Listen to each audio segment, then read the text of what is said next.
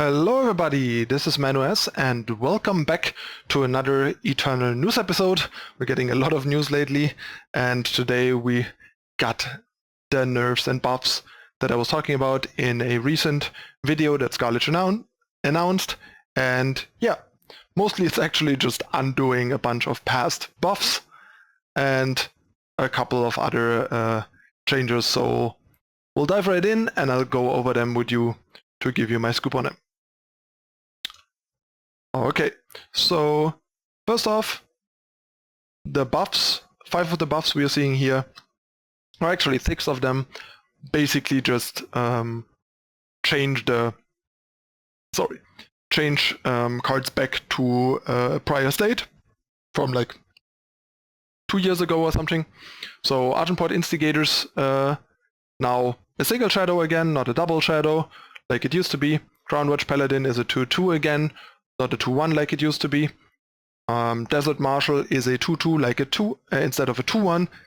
The time that Desert Marshal has been a 2/2 has been fairly short. I think that was only in closed beta. I think that was one of the changes that was made from transitioning to open beta, so pretty short period of time. Same for Arcano Artisan turning into a 2/1. Now it's back to a 2/2. And last but not least, we have Champion of Chaos, now getting +1/+1 for each ability again and not +1/+0. So basically the goal of these changes is to improve aggro, which has struggled a lot in the last couple of months and like last 2 sets or something. Basically ever since the last 1 or 2 viable aggressive decks in Skycrack aggro and Scream aggro have fallen further by the wayside. Skycrack aggro is basically dead at this point, and Scream is also not particularly viable anymore, but still like an okay deck. But there are just too many better decks to play that there's not much point in playing it anymore. So yeah, I kind of like these changes. Not sure if it's the right direction to fix the whole aggro situation, but it definitely helps. Bit surprised by the Desert Marshal change and the Artisan change, because both of these don't seem to have too much to do with aggro. But I guess Arcano Artisan being a 2/2 makes it a bit more viable as an option in a Arcano aggressive deck with a lot of weapons. And I guess Desert Marshal being a 2/2 makes it a better 2-cost unit in an aggressive Combre deck, but both are not mainly used that way and are not even that guaranteed to be used that way because of this buff, and this benefits more like the mid-rangey utility Combre decks or like Arcano-based weapon decks like Armory type decks. But yeah, definitely interesting, especially the change to Champion of Chaos and to an extent the change to Instigator is a big help to make Stonescar aggro, or even rather Stonescar mid-range, a thing again, because in aggro, Champion was, like the change of Champion was quite fine actually in aggro, because the extra toughness, while still hurtful, wasn't that big of a deal, because yeah, you are aggressive, and the loss in health especially hurt Champion's ability to play defense, which made Stonescar aggro a non-thing anymore, and now this is kind of viable again. And Instigator is not even that relevant for aggro in a sense, because there are a lot of good 2-drops now, and while Instigator lined up poorly there, you just had a lot of other solid options, so it wasn't that big of a deal, but it might become one of the likely one of the premier shadow-based aggressive 2-drops regardless, but that's just like kind of an upgrade rather than a necessary thing, sort of. And then we have Flame Blast also being brought back to its former state of dealing 1 damage per power invested. So it's a 1 cost that deals 1, and then you can deal X additional damage. So it functions exactly the same way as before, except now it doesn't have Power Surge anymore because that is gone. But other than that, it's just, like, functionally it's still the same. And the one like original buff that we're seeing is Treachery now can discard sides as well as units, which is a big deal and another big buff towards some kind of Stonescar mid-range aggressive deck. As I already hinted at, that's one of the bigger things that might come out of these changes.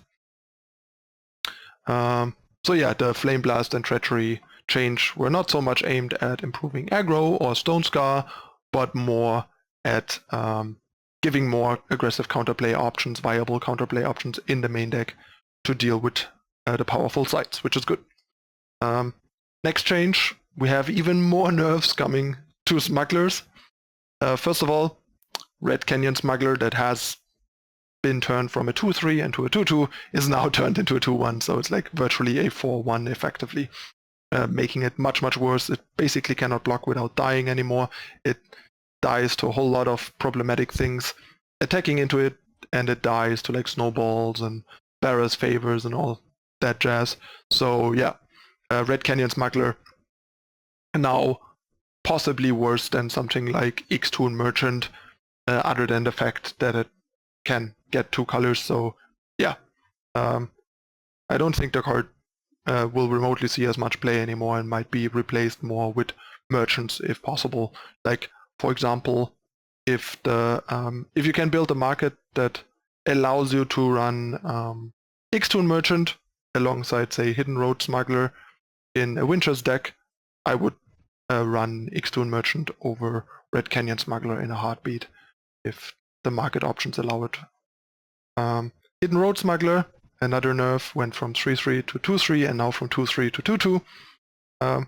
That's still okay-ish, but you all know by now how bad I think 3-cost 2-2s are, and the upside is kind of marginal, like lifesteal on a 2-2, not a big of a deal. It will trade, die, gain you health once.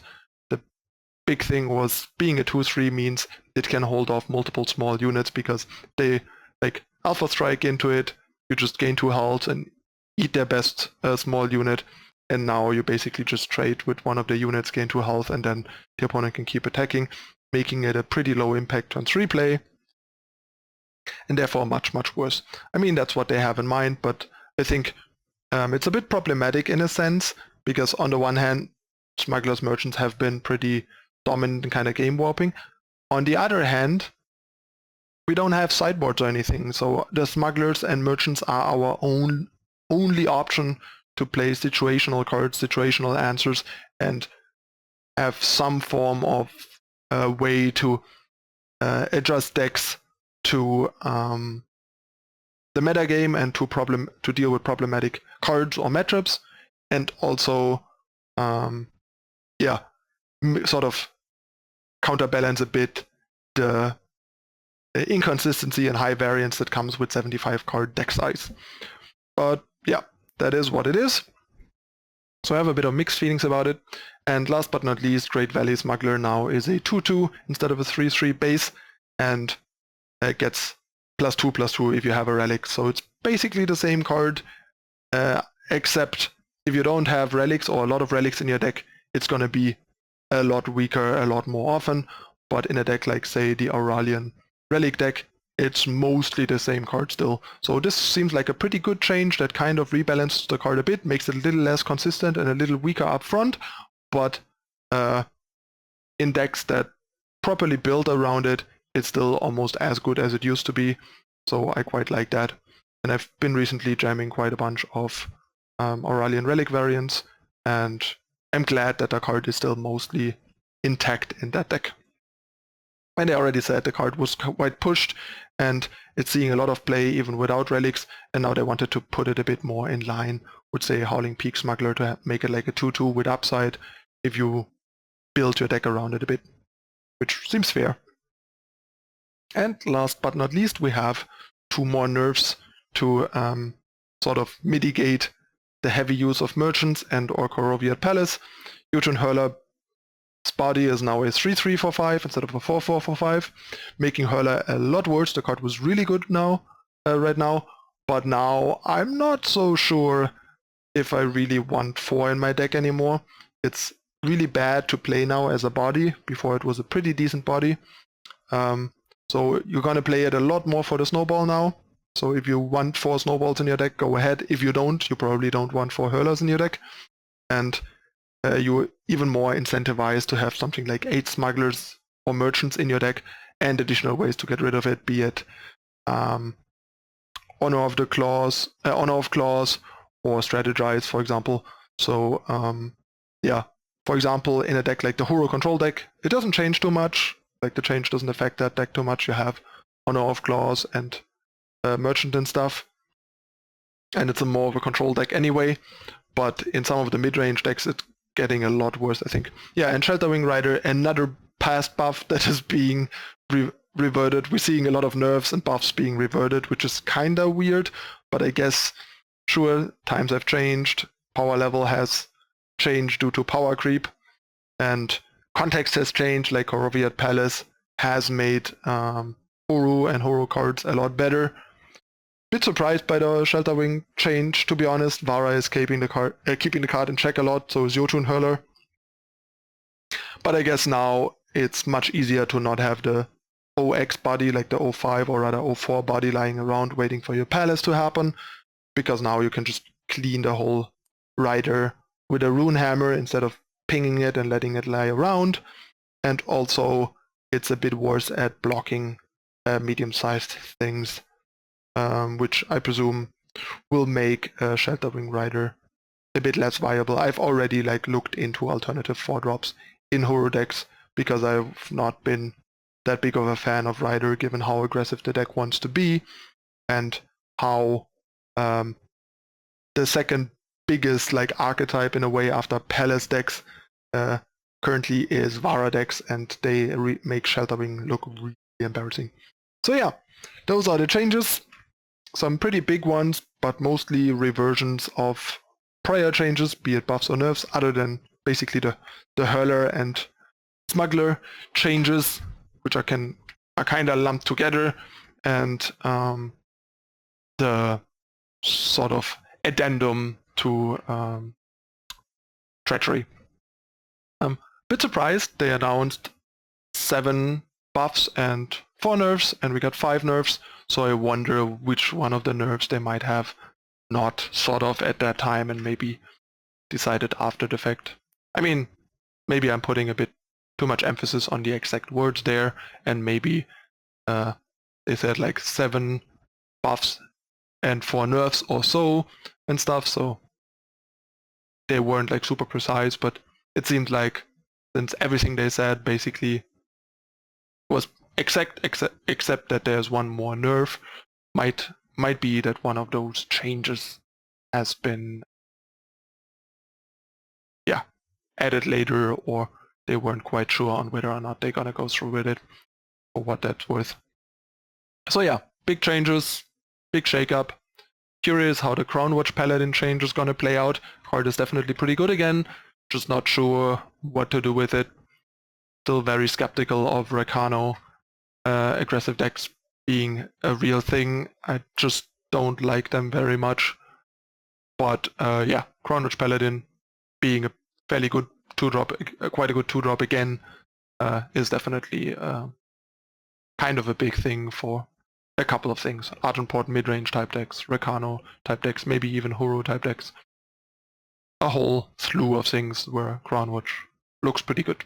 Even Combray aggressive decks, like Crownwatch Paladin, Teacher, Oyan, 2-drop curve, for example, because the Monastery Monk, the Monk has the issue, Resolute Monk has the issue of snowballs. So yeah, bunch of interesting things.